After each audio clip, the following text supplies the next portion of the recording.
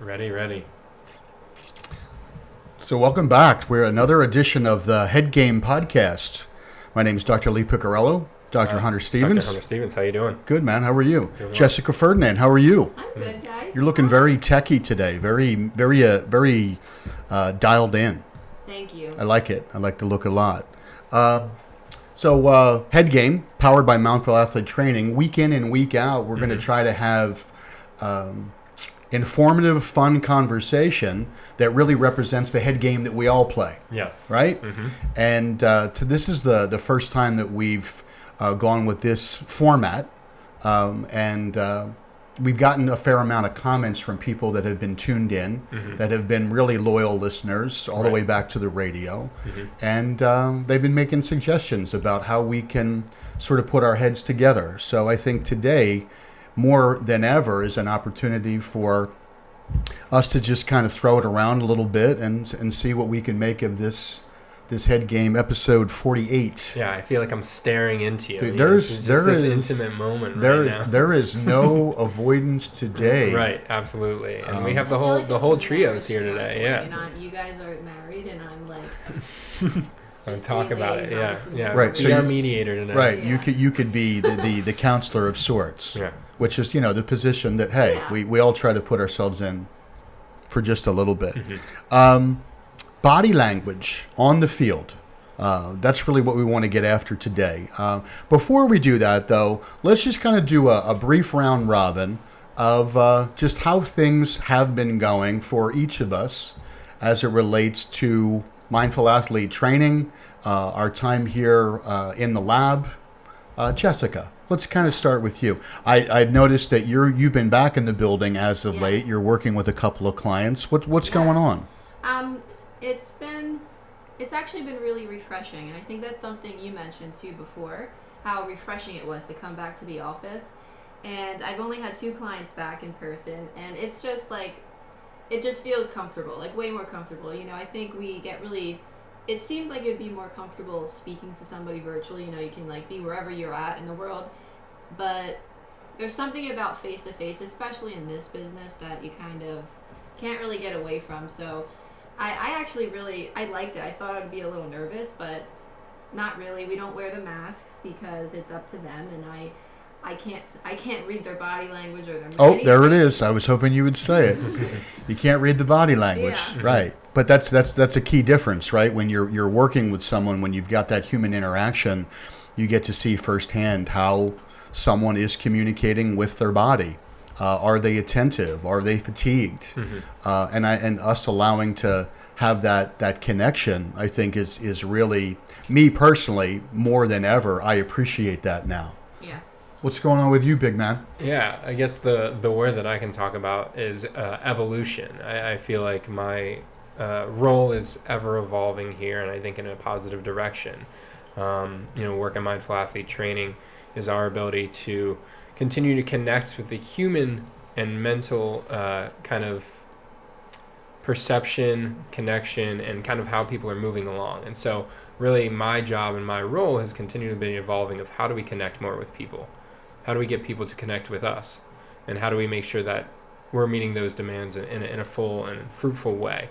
And I think in that manner, my role of overseeing interns, their development as they grow from their internship into future professional roles, as well as my clients, have been going well. And I think the evolution of it is, the betterment of the product, the betterment of the service, and continuing to allow mindful athlete training to be the premier mindful athlete, or mindfulness 2.0, as we say. Right. Me personally, when my role this year is probably the most different for me, because this is the largest, as we continue to grow, that we've ever been, really since our inception. And with that role change, it's been interesting, it's been fun, it's been challenging. I've got more hands-on with people, more about trust and delegating roles and asking people to do things based on a certain level of training that, you try to get comfortable enough to allocate that responsibility, and then sort of be okay with someone else doing the work that you hope to be consistent with the caliber of the product that we're creating. Right. Sometimes I feel that I need some counsel. Sometimes I feel that I'm a little bit more on edge. I find myself being a little bit more uncomfortable than usual, but to where we are presently with mindful athlete training and our development, I'm trying to embrace that chaos of discomfort, to help with self-discovery, to help with my own performance. So it's an interesting time. Can't really believe that we're practically at the end of August. It almost feels like, me personally, through the extensive quarantine, that we were home for so long. It really feels so long ago. We're kind of coming up on the 6-month mark of everything really impacting at least this part of the country, the Northeast corridor, right, to the extent that it has. Feels much longer to me. 6 months. I was gonna say that seems long. Like you and I But, Zooming, yeah. Months ago, That does seem feels far away. it feels a long time ago. Yeah. And I think there's value to that, because if that's happening to us and our own perspective, Right. and now you start to think about kids going back to school, how they're going back. Are they pure virtual? Are they a hybrid? The parents' reactions. Fingers crossed for everyone in the room. PIAA announcement this afternoon of whether or not there's going to be football. Fall sports in general, but it looks as if fall sports, from what I'm hearing, is that fall sports, a lot of them are going to be just fine with the amount of support and even pushback on state government. But football is potentially in jeopardy.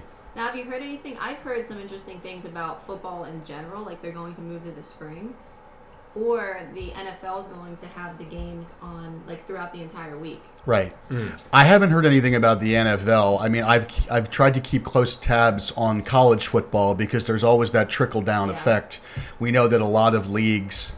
There was just an appeal for the Big Ten that was actually denied. The commissioner made a statement yesterday that there was unwavering support from all of the people on the commission to shut down and bump the fall schedule to the spring. The issue with that, I believe, is that a lot of coaches are anticipating that pro-worthy players are going to opt out of their spring schedule in fear of injury in anticipation of the draft. So now you have the domino effect, if you will. Have not heard much about how this is going to impact local football, but again, we're supposed to get something more official as of this afternoon, probably around 3 o'clock. So if my door is closed at 3:30, that means do not knock, do not come in. But that's kind of where we are. So body language on the field, off the field. How do we look at it as performance psychologists? How do we study it? Thoughts, Hunter? When I think body language, I think cueing in. And when I mean cueing in, I say, how can I connect with this person without talking to them? And really, it gets me thinking about kind of my own personal story with my dad when I was a little bit younger, about when I would play. Basketball was my main sport growing up. I ended up in volleyball and ended up being my main sport. But basketball was my main sport. And I remember going into a game and having a negative kind of reaction to myself, and my head sunken down. I think kind of on the bench, right? Your coach kind of pulls you in that moment. You kind of go down. And I remember my dad just screaming from the stands of saying, "Hey, get your head up." And I remember getting my head up. And from then on out, what we would do is we would always make eye contact when something happened, either before a game or after. And I remember having this unspoken language where we would kind of mimic and mock and just kind of talk just through our body language of where I needed to be, what I needed to think about, where to remain focused. And that was my attachment that I could connect to before a game, or pointing out the weaknesses of other players, right? That was also a big part of our pregame ritual too, that I used to help connect with me. And then I brought that in with coaches, and I connected that with my other teammates as well. So body language is really important for me in terms of my mental prep as well, looking, seeing, and how I hold myself accountable too.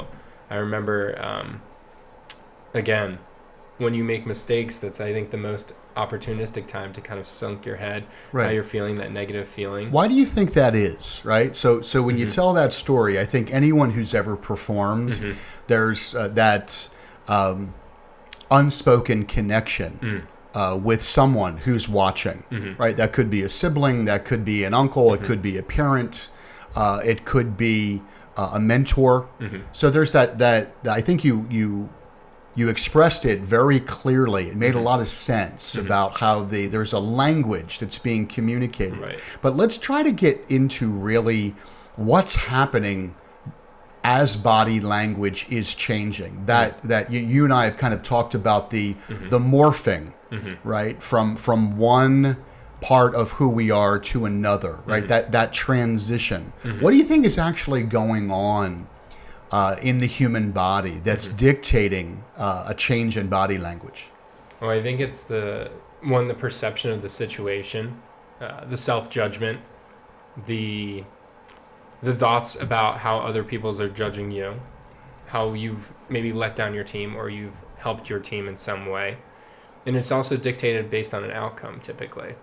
If the outcome is favorable, you have positive body language. If the moment or the opportunity was squandered and you have a negative outcome, then you're more likely to show negative body language. And it's interesting to think about how outcome can dictate how we're feeling, our perception of judgment of the people around us.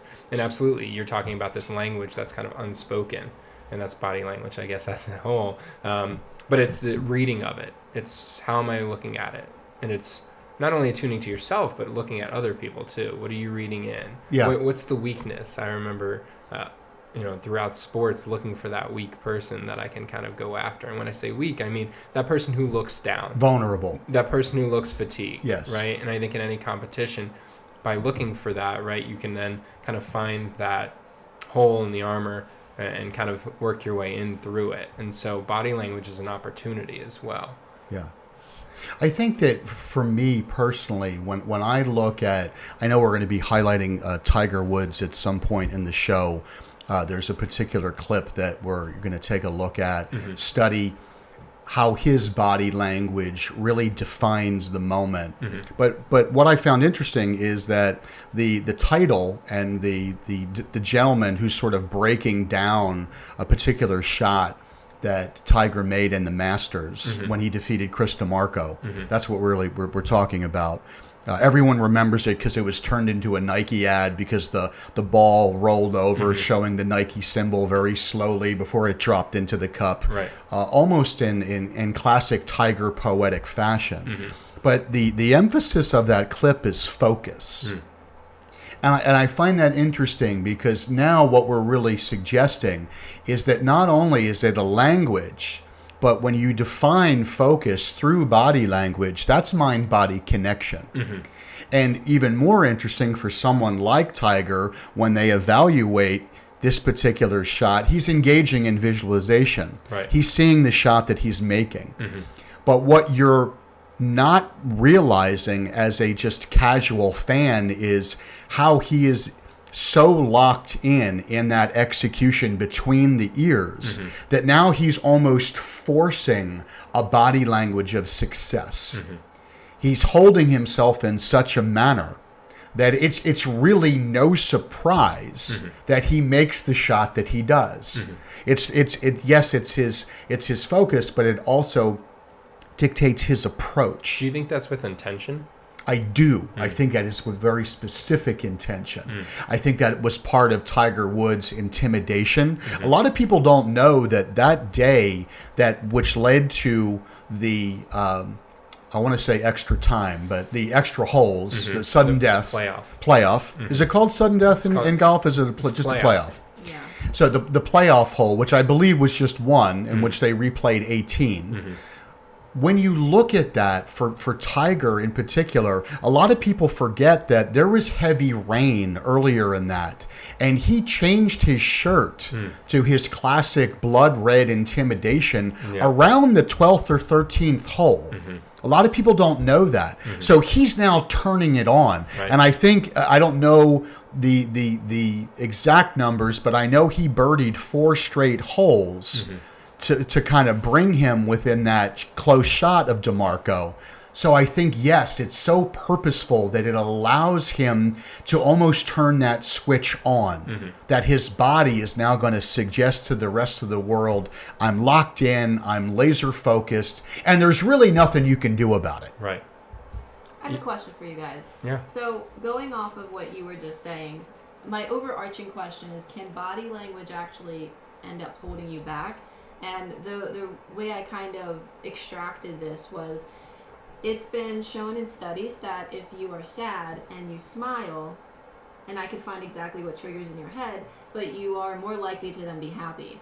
So with that, do you think that it's possible to kind of trick your mind to be more confident in a game when you're going into it, and vice versa? Like if you kind of get what I'm saying there, like, I guess the first question is, can body language actually hold you back? And then second, can you trick your mind then for it not to hold you back anymore?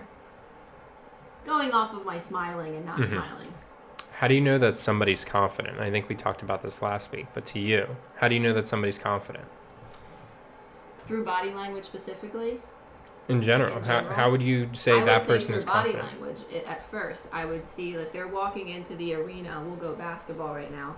When I watch the clip of like LeBron James or the Lakers walking in, they have this look on them, or like Kawhi Leonard does it often, and it's like, Kawhi Leonard never turns it off. Yeah. Yeah. Like, I think I've seen him smile twice in 5 years. Yeah, that's why everyone loves him. Right. But like that, but also he's right. Like there's something there. There's something about his body language that's like he means business and he's serious. Yeah. So I guess that's kind of leaning towards. I feel like he's definitely confident on the court because I can pull it up. There's a UCLA player that it went viral. The player something happened. He was really disappointed. He literally put his head down like this, and his teammate comes right behind him and picks his chin up. Right. Literally picks it up for him. Yes, literally like this and taps his back. Right. Yeah. You don't know that somebody's confident. You think they are. And it's based on their body language that they're showing that they can be confident. Eye contact, handshake, right? Shoulders back, right? Head up. It's ready to go, poised, focused. And really looks like confidence, but is that confidence? Does that equate to success? I think is more important. Right. Because for me, body language indicates a level of preparation. That's what I think body language suggests. I think when the moment consumes you, body language follows. Right. So really, you're outside of yourself. You're no longer focused on that moment. You know, back to the Tiger Woods clip, they talk about how he is fully immersed in the process of that shot. He's not worried about the outcome. He's not worried about the leaderboard. He's not worried about the next hole. He is completely immersed in that moment. Therefore, he looks focused and his body language mirrors that focus. Do you think that's different in a team sport? Do you think the individual game versus the team sport, how do you think body language affects that? Of, okay, it's an individual, right? We're recognizing it as a participant, as a viewer, as a fan, watching his body language, and that's affecting their performance. But what about in a team sport? How does body language maybe differ, and why is it maybe more valuable or less valuable to have a positive body language or connect with what you're doing or recognizing what other people are doing in that moment? I think the response to that, it has a lot to do with it's the type of team that you're looking at. Like I go to basketball, right? And I think about the aggressive, ever aggressive, always positive, fiery point guard who's kind of the pulse, the engine of the team, the one who's out smacking the floor on defense when they are in the midst of a run and they're coming back. That to me is, in that team sport in particular, a very consistent trickle-down effect. What about in football when you can't see the faces? Right. I think body language speaks a lot to the position. I think there are certain positions, when you think about the quarterback position, the poor body language is the kiss of death. We've all seen the quarterback hang their head when they throw the pick six.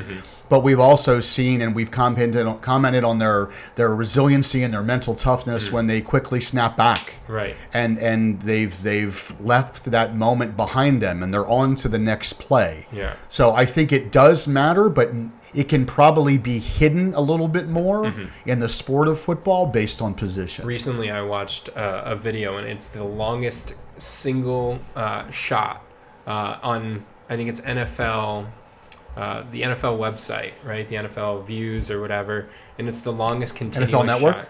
It's not an NFL Network. They have like I guess like clips, right? NFL clips. Yeah, on their website. Yeah, it's the longest continuous shot, and it's Matthew Stafford. I believe it's his rookie year, and he gets he throws a ball and gets hit, and it's a deep ball, and they get him to the 1 yard line, and he ends up like I think it's dislocating his shoulder, and so he's laying on the ground out cold, and he kind of slowly is like writhing. The medic gets to him. He ends up getting up and kind of getting like hobbling to the sideline and kind of collapses on the sideline, saying, "It's my shoulder, it's my shoulder." And the team that he's playing, I'm not quite sure. It might have been the Bears, it might have been the Buccaneers, but they call timeout. And the timeout allows him to come back on the field.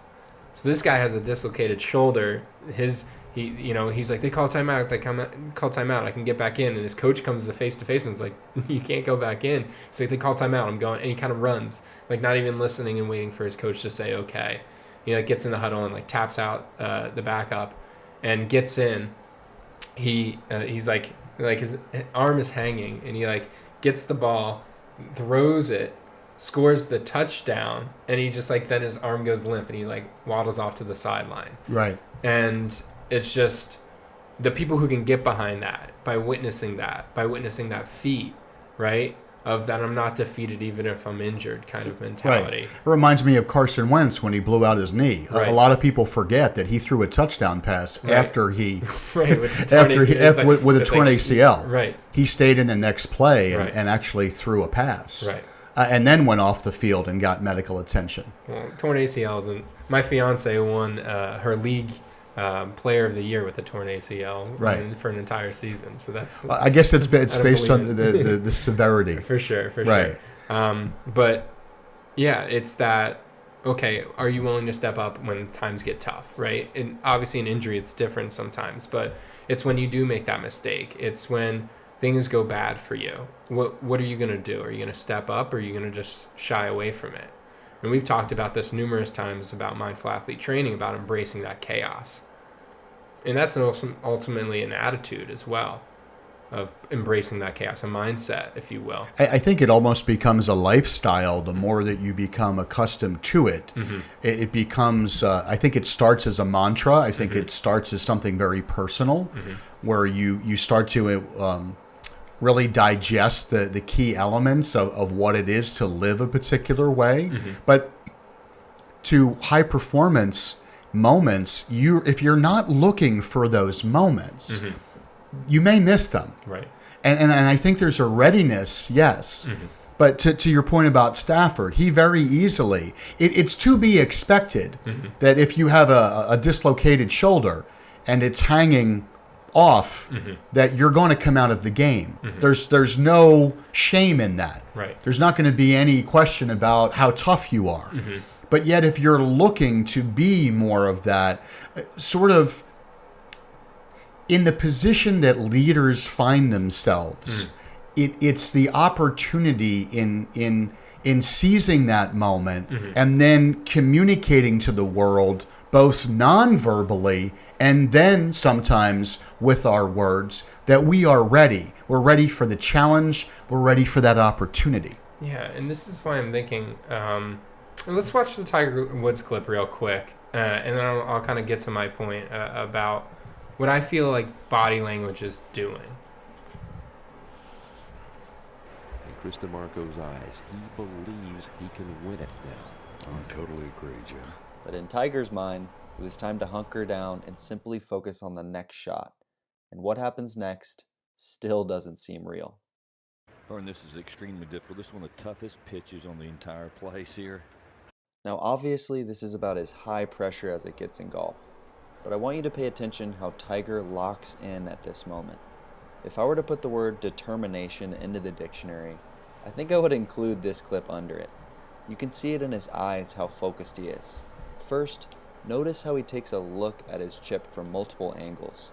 That's always a good idea for golfers because it allows them to more closely For those of you who visualize are where they want watching, the ball name to of this land. clip is Tiger paints the picture of this a shot in his lesson head in long focus before he from actually Tiger hits it. Woods. It's from You'll also notice how many Josh practice swings he Krolicki. takes, but he doesn't waste So you them can go or check just that go out. through the motions. With each one, he looks up as if he just hit the shot because he's studying how the shot will look in his mind before he lays a swing on it. Now pay close attention to his Look at that eyes. focus. If that's Laser. not complete presence and focus on the moment, I don't know what is. He's incredibly locked into this moment. He's not worrying about anything outside of his control, like the leaderboard, DeMarco's look at birdie, his desired result of winning the Masters, or anything else. He's simply devoted to his next shot, and that is the mentality to have in golf. Because fixating on your score or a desired result as you swing will always prevent you from maximizing your skills in the present.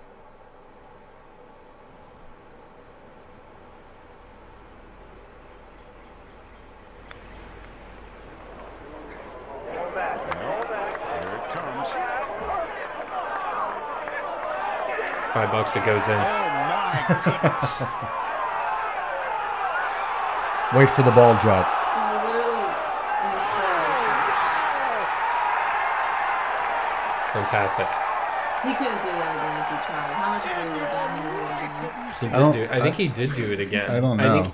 I think he knows Augusta National so well that he places Which that is ball. crazy, 'cause And he, that's I think, not only him, but the people who have been idolizing him have hit those similar shots because they know if you hit it up on the green, that the slope will roll it down. And Augusta does a good job of maintaining their course and doesn't change it too much, so they know the course very well. Right.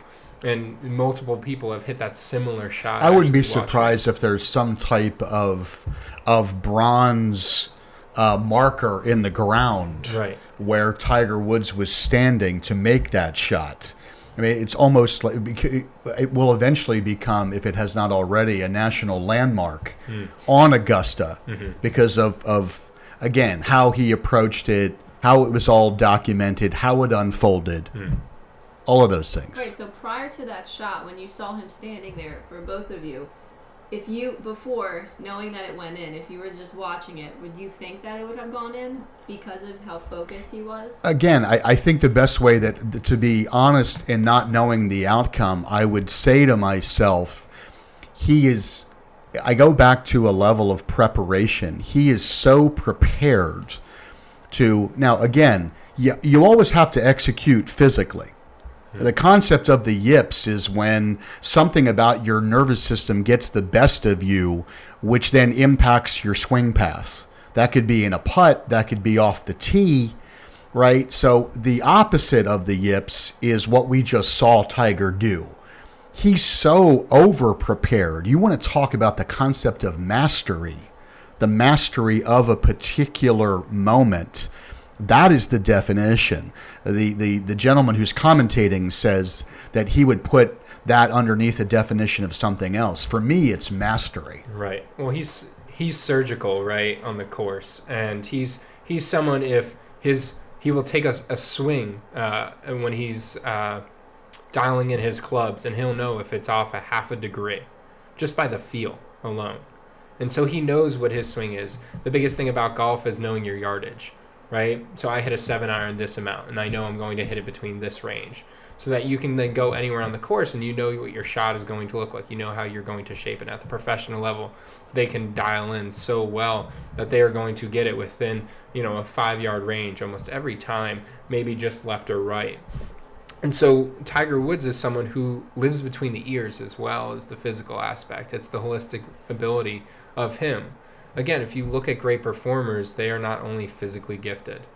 There are a lot of physically gifted people, but it's their awareness of their individual sport. They might not know about everything. There are even more physically gifted people that we never hear from because they never get that far, Right. because they don't have it between the ears, because they don't have the ability to focus. And then when I say that too, I don't necessarily mean the smartest people either. No, it's got nothing to do with IQ. It's athletic IQ. Right. It's the IQ. Traditional IQ. Yeah, it's the IQ on the field, on the court, on the ice. It's your course. It's your ability to be in that moment, understand the situation, and execute. And knowing how to execute, knowing where to go, knowing how to read the field, knowing the patterns of the defense, knowing where your teammates are at all moments, because you're practiced, you've prepped, you've performed, and you're ready for that chaotic moment. You're ready for, okay, it's Sunday, 3 holes left at the Masters. If you put anyone in that position, that is a pressured situation. Right. There was a clip that we focused on about a year ago. It was longer than that. It was last football season, so actually earlier than that. And it was Drew Brees at the end of practice. You remember this one? Oh, it's a great, yeah. It's Drew Brees at the end of practice, and he's at the far end of the practice facility. And someone, I think a player on the Saints, is filming him. Yes. And Drew doesn't know it. Was it his wide receiver? Yeah, I don't know why. He's one of the best wide receivers in the league. Michael Thomas? Yes. So Michael Thomas is recording Drew Brees, and he's going through an entire series of plays. And he's the only one out on the field, and he's working his progressions. He's working his reads, and then he's really doing a 2-minute like drill all the way into the end zone. And he's not throwing a football. It's just him and his mental space. That's a different type of head game that someone either, I think, gets to a certain point in their career that makes the active choice that they need to play to get where they feel they're capable of. Well, I feel like in today's world, too, we have the social media, we have video cameras that are in almost everybody's hands, and I think it's easy to record things and see things. And I go back to the notion of that, right? You become a champion when nobody's watching, right? It's the sense of, you saw him do that one time. That's not the first time he did it. Right. It's all of the work behind the scenes, and I think people who are growing up, people who are trying to aspire, they don't see the work that's put in to get to that elite level, to maximize those physical skills, to maximize your mental ability as well. And the work that everyone is putting in. Tiger doesn't make that shot if he wasn't from 6 years old or 4 years old or however young he was when his father first put a club in, and he worked and got to that position and his father put him in those pressured positions. It's the notion that people grow from this adversity, but yet we try to shelter so many people from adversity today. Yeah. Bouncing off of what you were saying, I think a lot of times we don't see, like you just said, we don't see the work that goes into it. But I feel like a lot of times we see this false confidence kind of pour out of body language, especially at high school levels. What do you guys think about that? Well, I think you said false body language? False confidence. Oh, false confidence. Like they look like they're about to go score 50 points and then they can't shoot a 3-pointer. Right. It's the guy with like the arm pad, the knee sleeve, right. is decked out. Well, I think someone on our head game text share group text, someone sent out the clip from Gino Auriemma, and I'm assuming that's what you're referring to, because Maybe I just thought of it. Shout out producer Michael. Right. Michael, did you send that? I have it pulled up if you want to watch it. Oh, okay. Yeah. Let's do it. Recruiting. This is to the point that you're making, kids Jess. is harder than it's ever been. Because every kid watches TV and they watch the NBA or they watch Major League Baseball or they watch the NFL, whatever sport they watch, WNBA, it doesn't matter. And what they see is people just being really cool. So they think that's how they're going to act.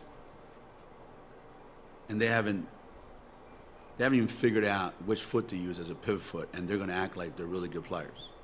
You see it all the time. You see it at every AAU tournament. You see it at every high school game. So recruiting kids that are like really upbeat and loving life and love the game and have this tremendous appreciation for when their teammates do something well, that's hard. It's really hard. So on our team, me, my coaching staff, we put a huge premium on body language. And if your body language is bad, you will never get any. I think he goes on to say, actually, it's on the back half of the clip, that if your body language, he actually says it a few times. He gets very emphatic. He says, if your body language, he goes, if there are girls on my bench that have their head down, they will never get in. He goes, I don't care how good they are. And someone said, well, you can afford to say that because you've got 3 other All-Americans to choose from. And he said, yes, there is a certain flexibility that I have with that. But if your body language is that negative, you are so consumed with not scoring points. He goes on to talk about how, young players get upset as the games get later and later because in their mind they need to score a certain number of points. And it changes the way that they start to present themselves, that you'll sit. And he just doesn't care. Let me bring up our poll. So you guys can ask this, and if you can guess the correct Is this from Matt's Sports Psych on Instagram or Twitter? Okay. On Instagram, yes. If you can guess the percentage, I think there has to be a prize. But the question was, can you tell how well an athlete will perform based off of their body language There you go. during warm-ups or in a game? Chaos theory. There's your chaos. Alrighty. That's We're right. there. Shall I read it again? Yeah, Yep. please do. Can you tell how well an athlete will perform based off of their body language during warm-ups or a game? Yes or no? And if you get the percentage of who said yes and no, you get a prize. I'm going to say, how many people? Do we have the amount of people? Okay, I'm just going to go for the percentage. Let's go. I'm going to go 80% said that you cannot tell how good someone is going to perform. My gut instinct was also no, but it was much lower. I'm going to go 48% said no. Really? And I'm guessing that your guys' answer is also no. Yes. Yeah. No. Interesting, because I said yes. Yeah. Okay. And the majority of the people, 83%, said yes. Wow. Really? 17% said no. What does that say about our mindset? What does Yeah, that so What does maybe that we say? should dive into that. Maybe we should. Right. I don't. Yeah, I'm going to disagree with the general public because I don't think that body language dictates success at all. Nope. I think it dictates again. I think what I continue to go back to is a level of preparedness. Because if your body language is positive, then it's going to suggest that for that particular moment, you are ready. Yeah, I would actually argue kind of what you guys were talking about with Kawhi Leonard. I don't think he looks confident at all. I think he looks very stoic. I think he looks very, kind of uneasy. He, has this interesting gait about him where he's walking around. It's not the smiling person. Maybe it's a locked-in perception, but I wouldn't say he's necessarily looking confident in the moment. Right. Maybe more recently, now that he's kind of taken that role, he won at Toronto, but I don't think he really had that kind of personality or persona to be that lighthearted, fun person who you might say, oh, that person's comfortable.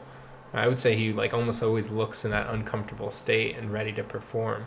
And I think it, to say, I said no, actually, I voted on the poll and said no because I thought you can't tell if someone's going to perform. Sometimes that awkward person is going to be there and execute at a high level. I was listening to a Joe Rogan podcast. Shout out to Joe Rogan if he needs more sponsorships, right? With David Blaine. David Blaine was a very awkward kid growing up. He still is. He has he's doing a lot of interesting things. He's brilliant, but he's still awkward. So if you think, oh, that person's going to be confident in that situation, maybe in their realm, they can perform. Yeah. And they become confident, but outside of that, you would think that person is not confident at all. And so I don't think you necessarily can tell what the person's true ability is going to be. Isn't his story, though, David Blaine, bits and pieces that I remember, is that he got into magic because he was so introverted. Yeah. Because he was so, I want to use the word sheltered, but he didn't really have a whole lot of confidence in himself. Right. He had a very close relationship with his mom, and he learned this card trick from this guy at one point and showed his mom this card trick, and it wowed her. And like from that moment, He had his aha moment. He wanted to wow his mom. Yeah. Like that was the biggest thing of wow, where he learned his initial tricks, I guess, if you will, magic. Right. His original magic was impressing, or the wow factor of his mom. And that's the moment that he was talking about in the podcast too, of how someone can look beaten down. He'll go to juvenile prisons, and these kids will not want to look people in the eye. They'll kind of have their head down. But when he does the magic trick, they light up. Everybody smiles. Everybody wows. And you see who the true inner person of that person really is. And so you can't tell necessarily always by body language how individuals are going to be. It's like reading a book by its cover sometimes.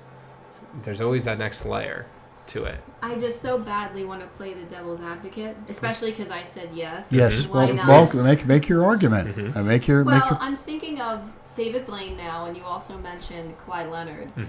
And we all know, I think Kawhi Leonard's a really good person because he's just like literally straight face. Even when he smiles, it's like this like slight, maybe he's smiling, maybe he's not.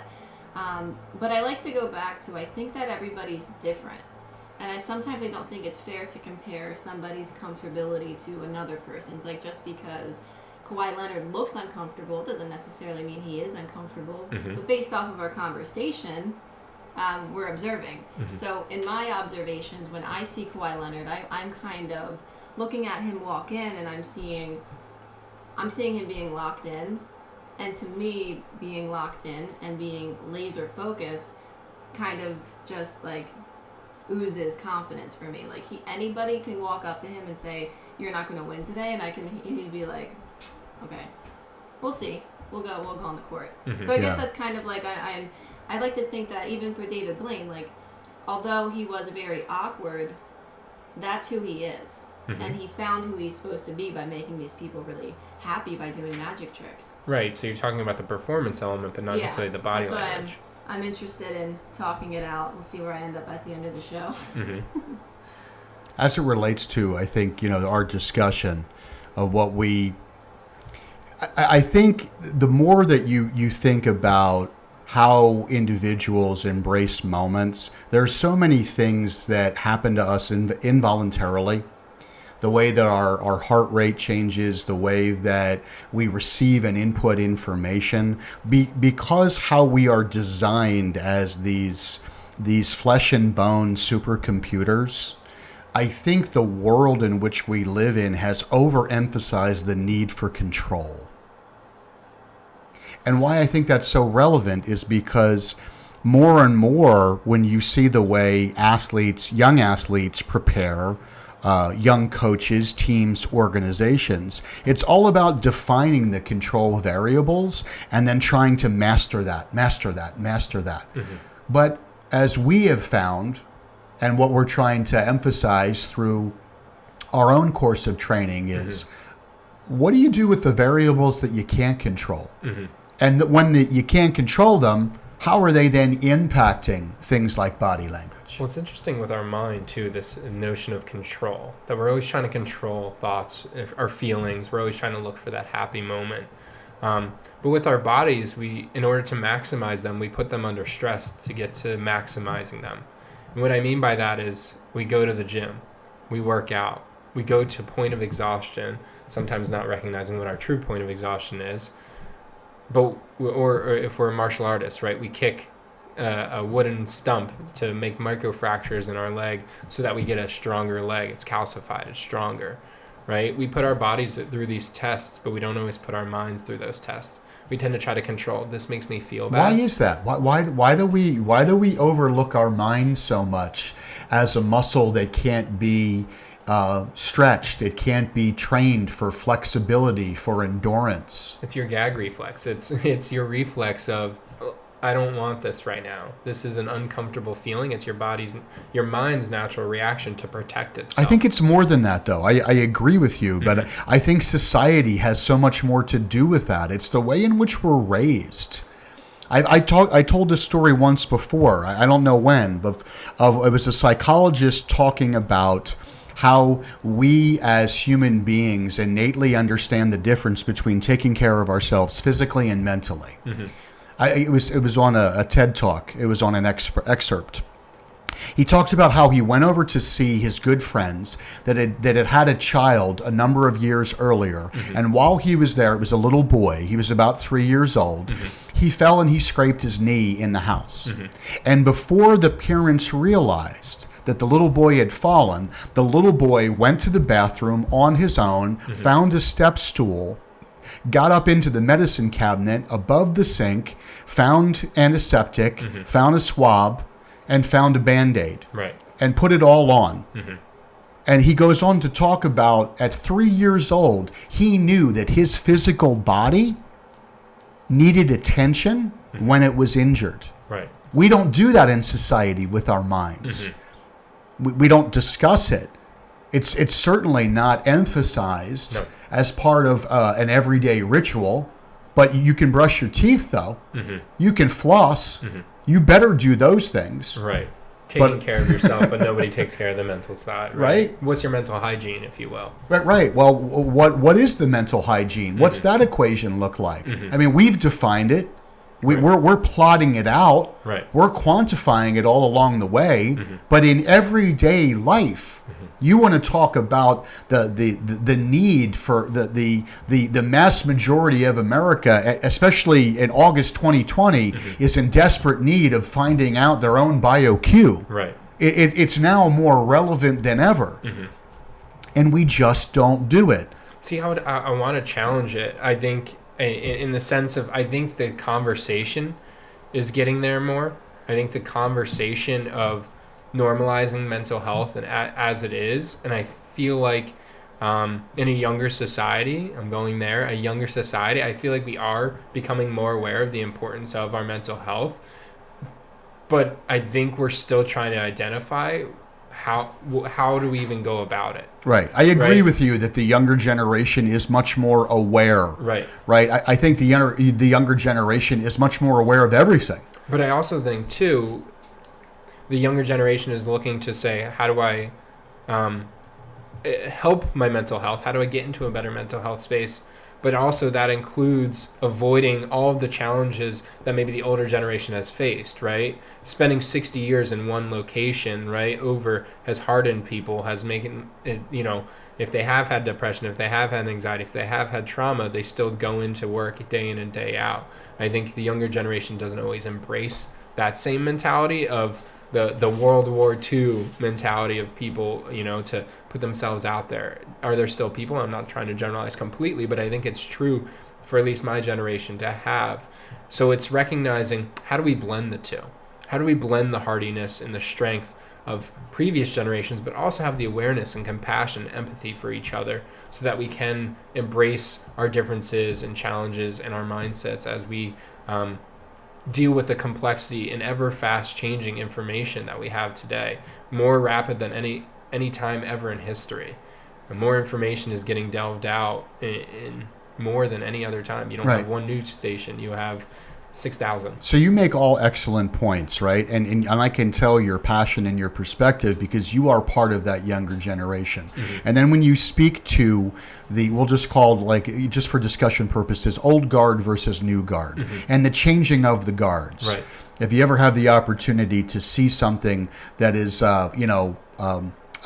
bucket list, is a moment where you see a changing of the guards in front of a local power. What have you seen? I've seen it in Taiwan. Yeah. When they were guarding their president, who I found out they really didn't like, and I was like, oh. The changing of the guards is all about discipline. It's all about ritual. It's all about the way things have always been done. It's a much larger metaphor for life if you think about it.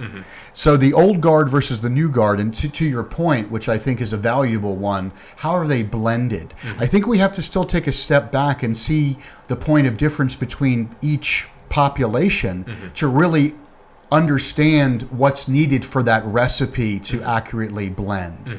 The older guard is more an extension of even an older generation that might do the same thing for 60 years, might, get the white picket fence, the 2.2 kids, going to the same job, provide, and that's all that matters. Whereas the younger generation is more cognizant of balance. However, and I can say this being part of the older guard. Mm-hmm. The upside of the older guard is that I think there's more focus that's encouraged earlier in life because we didn't have the distraction of technology to pull us from that commitment. When you're younger. When you're younger, Right. correct. And I would also argue, too, like, I was born in the early 90s, right? Showing my age, right? But I think we also... I was a senior at Lehigh Right. when you were born. I even said, like, for... No, we're not even going to talk about you. But I would even say, right, for, people born in the 80s and the early 90s, and maybe late 90s, we also didn't have it. We had more technology, right? We still had things growing up, but I would say, I think today is different, is the iPad in front of a 3-year-old. I think that's significant difference versus, having something, I got my first phone when I was, in high school, right? The iPhone didn't come out until I was in high school, that type of stuff. But obviously you didn't have that type of stuff, but saying... I didn't have the internet. But it's the technology between then, things. right? Between when I was in high school till now is exponential growth. Yeah. And it'll exponentially grow, right? They're talking about a thing called Neuralink, which is another Elon Musk topic, but they're surgically implanting wires that you can then connect to technology. Like, they're doing that now. It's not something that's in the future. They're working on that now. And that's only going to move faster and faster. And if the kid next to you has that and can learn faster and can grow faster, your parents are going to want to have that for yourself too. Right, because then it becomes more of a disadvantage not to have it versus an advantage of having it, right. Which is kind of the whole social media. Mm-hmm.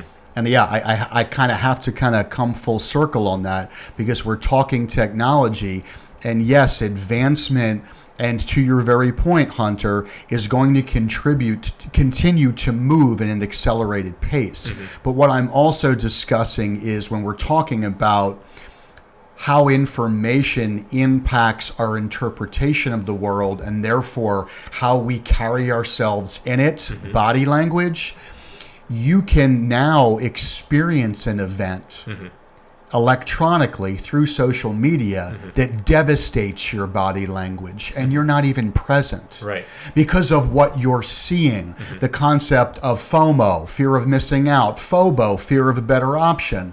Prior discussions that we've had on the head game are very, very real for the young developing mind. Right. And again, I'm not crying over the proverbial spilled milk here because it's already there and it's relevant, and we do need to learn how to cohabitate, in my opinion, with that type of chaos because that's an additional uncontrollable factor that is going to impact the human race. Right. So people need a healthier way to interact both with technology and with life, right? A healthier style of engaging with and embracing that there will be stress in your life, there will be challenges, so that their body language, right, is affected in terms of understanding themselves, recognizing the fear, challenges that face others, so you can be more compassionate, you can connect with them, and everyone can perform. And this is where I was going before we went to the Tiger Woods clip, is your impact in body language isn't necessarily on you, it's on the people around you as well. And what I mean by Tiger Woods having that confident look, yes, he's dialed in. Yes, he's focused in that moment. You can recognize what he's doing. But his body language tells all the other competitors, I'm going to beat you. Matthew Stafford coming back in the game of saying, I got this. His body language in that moment says, I trust this man. It's the impact your body language has on others because we're talking about reading it. We're talking about the language it provides versus what is it really doing for you. And that's why I challenge the notion that it doesn't necessarily mean how you're going to perform, but I think it dictates the performance of people around you. I think to that point too, it not only it dictates the performance of the people around you, but it dictates how we watch. It dictates, as fans, how we interpret it, and what motivates us to go. What gets underneath our own skin that continues us to seek that sensation, of what someone else can actually communicate without speaking. I think it's more of a testament to us as again, the human race, because those are the things that we're striving for. It's those people that are doing the same job every day for 60 years that want their Sundays is that an escape? Is that assisting with their own demeanor? We could make the argument that people have a uniquely different body language when they're watching those types of sports, right? So if it's a ripple effect, how far out does it reach? To how many different people does it touch? Psychologically, why does, when somebody sees someone like Tiger Woods, you have two people. You have one person who says, you just made me want to beat you even more. And then you have other people who say, I'll never be able to beat you. What psychologically is that telling of those two people? Is that an elite athlete versus the person, like you said in the beginning of the show, who never actually gets there but has all the talent? But why? Why is that mindset? Like, why do some people, and we always go back to nature versus nurture, and maybe that's the answer, but, my question is kind of why? I feel like when I see somebody who's really great, I say, well, I can do that too. Maybe I can do it even better than you. But I know a lot of people who say, like, it turns to, like, almost hatred. Like, because I can't do that, I'm jealous of you. It's resentment. Yeah, now I resent you. Yeah. It's the feeling of inevitability, and it makes me think of the Matrix of Mr. Smith or Agent Smith saying to Mr. Anderson, "It is inevitable that I'm going to beat you." Yeah. And it's that style of, I feel like it's inevitable that this outcome is going to be. Your mind is made up from the jump. But why? Is it how you were parented? I think there's a variety of factors. I think that's a whole nother topic and discussion in terms of thinking about that, in terms of why your mindset goes to that place. I think, how you're brought up can definitely be a part of it. Understanding of your skills, confidence level, preparation for the moment, all comes into play. All of those variables come into that moment of understanding it. Genetics, I think, plays a big part of it. I think there's a part of perception that plays a role in that answer, because I think if we've all said perception is reality, and based on whatever we're looking at, we can make an argument in either direction. But I think most people will agree that how you are perceiving something is going to impact what you feel that you can do about it. Right. What's the saying? What your mind perceives, your body believes. If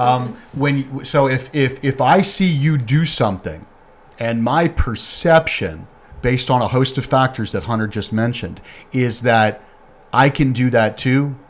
Whatever you can do, I can do better. You guys remember that commercial? Oh, yeah. You might have been 3. I don't know if you were born yet. That was Michael Jordan, Mia Hamm. Anyone? I met Mia Hamm too, by the way. That's another. We should do a whole. We should do a whole show of the celebrities that I've met. Okay. What was I saying? There's my post-concussion syndrome from 1991. Believes. What's that? What your brain perceives. Mind perceives, body believes. So all about perception. Yeah. If I actually have the script in my mind that has enough of that outline and the substance in it suggests that I can do what you can do, then I'm going to breathe life into that idea that it can be achieved. Again, yes, there are a host of factors that you mentioned, but I think the core element is the perception that I have. Right. Like when I watch Michael Jordan still play one-on-one at however old he is now, I look at that and say to myself, I can't do that because I simply know that I can't. Right? So my script is fixed. Well, that's what happens a lot, and it goes back to the Matrix. Do you remember what we were talking about a few weeks ago? Just call me Neo if we're gonna continue. Well, you're Morpheus. There's more Morpheus. I am more. I'm gonna offer up the pills. You bring it. Yeah, right. That's because you want to be Neo. That's okay. So I'm comfortable in terms with of you perception, being right? What's the element of perception in the Matrix? Right.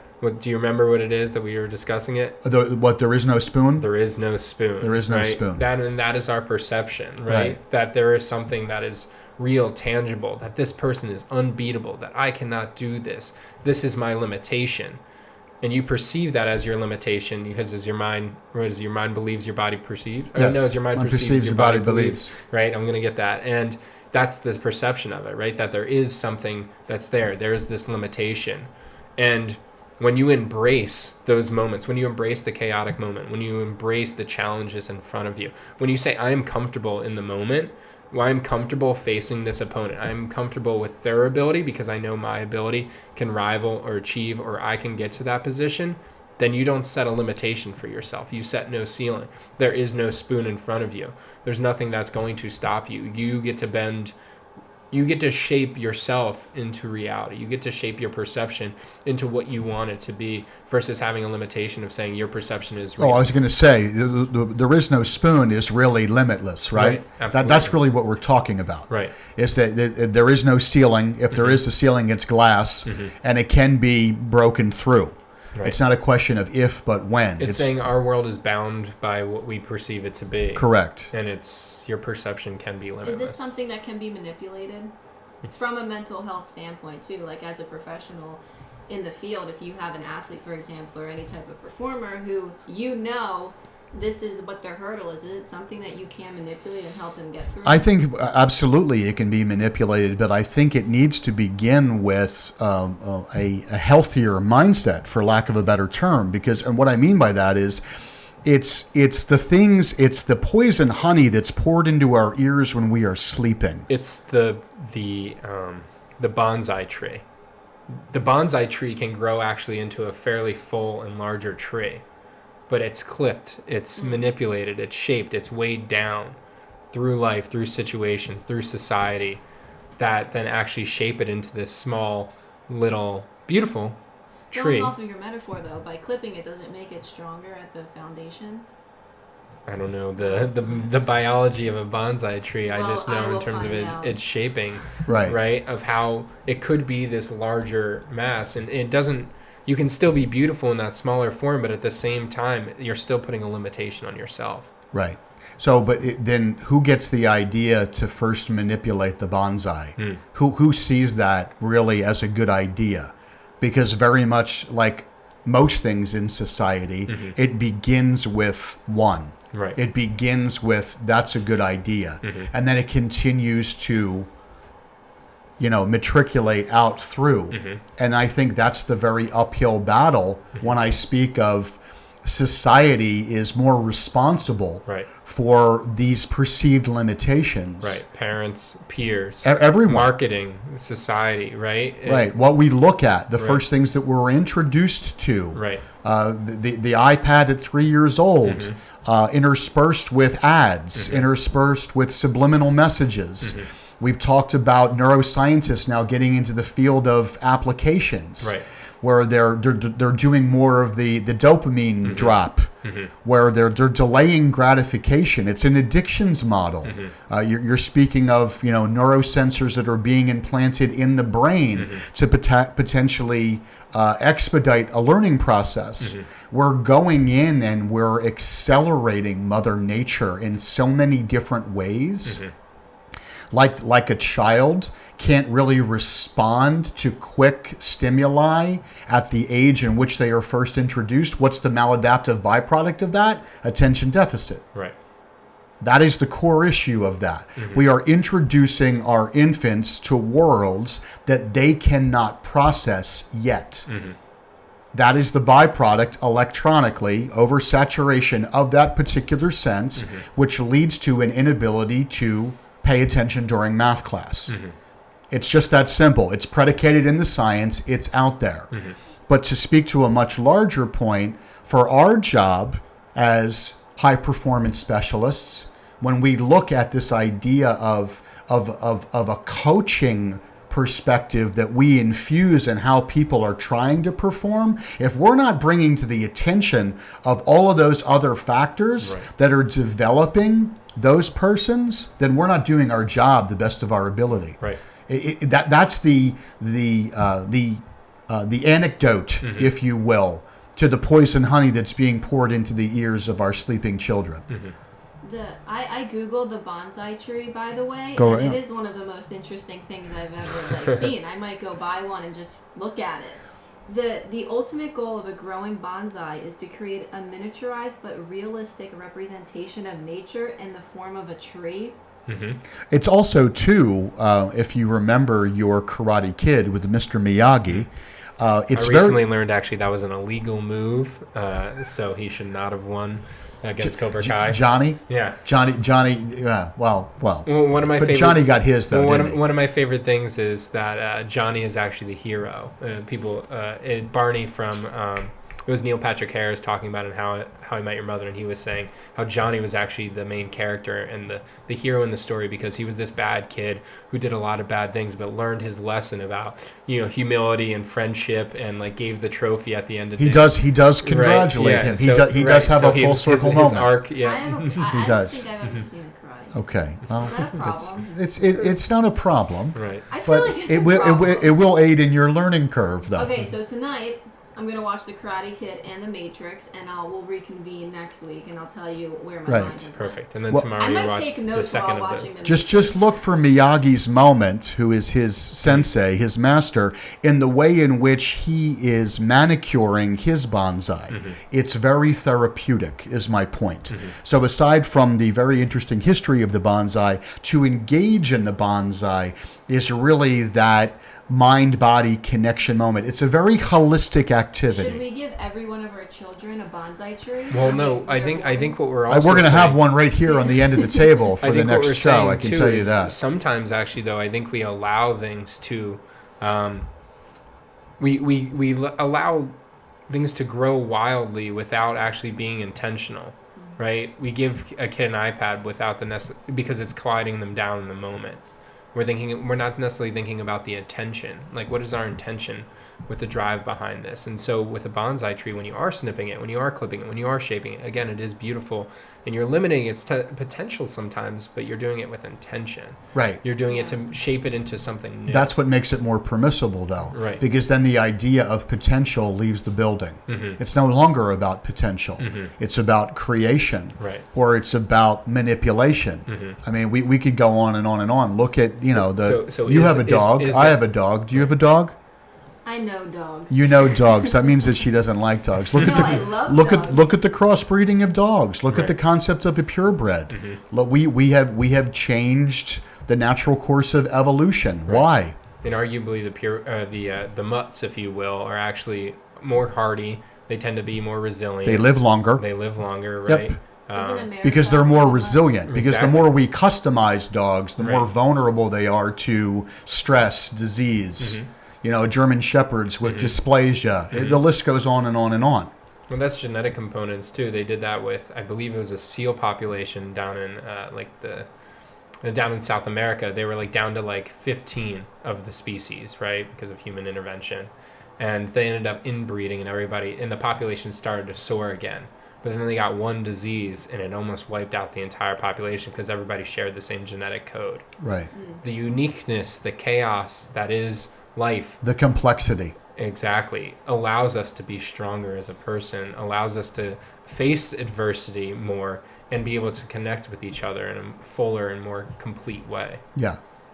So have we fully exhausted this topic? I know the question that you answered earlier. yeah. I know we answered that. Yeah, I mean we. So just to sum it all up, body language.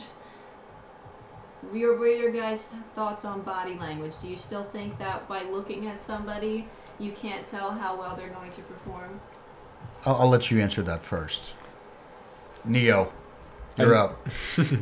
I think it's an important aspect of performance, being able to attune to oneself, being able to regulate oneself, be able to have a positive attitude no matter the challenges that you face. And I don't say blindly having a positive attitude, but more so knowing and facing it and becoming comfortable with that adversity that you have. Do I think can I tell that somebody's going to perform at the highest level because that person looks happy or that person looks confident? I don't think so. I just know based on my competitive experience, I know in terms of the psychological nature of it, I know in terms of physical abilities too. Just because someone looks confident doesn't mean that they're going to be the best player on the floor or have their best game. Yeah. Now, where it changes is now can that person maybe not have their best game, but can they make sure that they're still there, they're relevant, they're present, they're Right. connecting with it, they're giving their all? They may not have their best game, they might perform well, but can they still dictate what's happening based on their body language? Yes. So that's kind of my answer. It's a little bit more of a political You answer, answered I my guess. question too. Can you trick your brain into actually performing well, even if you know that you're not there all that mentally? But that goes into like heavy mental strength stuff, right? Like visualization. Like, can you snap yourself? Do you have a pregame ritual that your body's now like muscle memory with? Okay, if I do this, I'm going to start thinking this way. So when I think about body language, when I put my eyes on this topic very late at the advice of our producer Michael to kind of spur on more spontaneity, which I think we were successful with that today, including our prop on the wall there, providing us with a little bit of chaos. The first thing that I went to was personal experience. Body language for me was never my friend. I went to a very small prep school, and I was lucky enough to be in the position to, as a football player, not come off the field.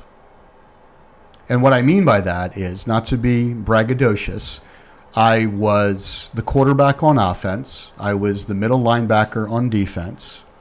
I snapped for punts. I was the punt returner, and I was the kickoff returner.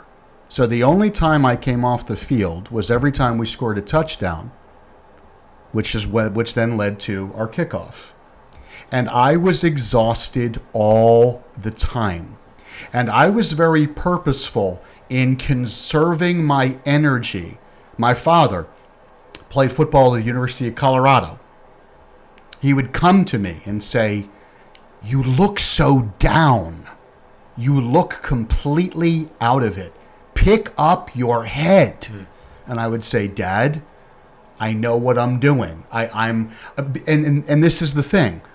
I was conserving my energy literally in between every single snap, and my head was down, and I was so consumed with what do I have to do next? Because it's kind of like trying to be an offensive and defensive coordinator at the same time. So the more that I would get close to third and long, my mindset is already shifting while I'm on the field as a linebacker defensively of what type of offensive set we're going to bring out for the next series. And my head was always down. I was always thinking. My hands were always on my hips. I was very much in conserve mode. And with head down and hands on your hips, do you know what body language that suggests to the world? That you are defeated. Right. But it worked for me. So this is the first thing that I thought of in reflection of body language is don't always judge a book by its cover. However, what society does suggest matters. And what society tells us is head down is not good. And I think that needs to be honored. I think that needs to be celebrated. But I think, again, to our point, the head game that we all play, it needs to be discussed more often so that this factor, like a host of others, is much more relevant to the next generation and how they perform. That's my 2 cents. That's my wrap up. That's my little. I missed the minute, man. I'm not going to lie. I do. I miss the music. I miss the jingle. I miss the, we'll find it some way. But it's not organic. That's for sure. So it served its purpose. Right. Dr. Hunter Stevens, thank you so much. Jess Ferdinand, thank you so much. My name is Dr. Lee Picariello, and thanks so much for watching. See you next time.